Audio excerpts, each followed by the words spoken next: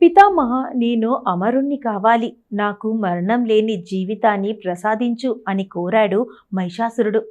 అప్పుడు బ్రహ్మదేవుడు, మహిషాసుర, పుట్టిన ప్రాణి గిట్టక తప్పదు, గిట్టిన ప్రాణి మరల పుట్టక తప్పదు. జన మరణాలు సకల ప్రాణి కోటికి సహజ ధర్మాలు. మహాసముద్రాలకు, మహాపర్వతాలకు కూడా ఏదో ఒక సమయంలో వినాశనం తప్పదు. ప్రకృతి విరుద్ధమైన నీ కోరిక తీర్చుట అసంభవం.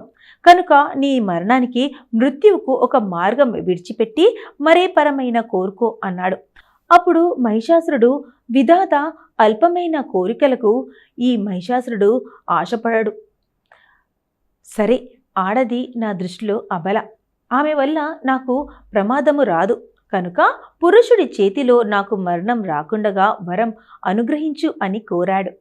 బ్రహ్మదేవుడు ఆ వరాన్ని మహిషాసురునికి అనుగ్రహించి అంతర్ధమైపోయారు.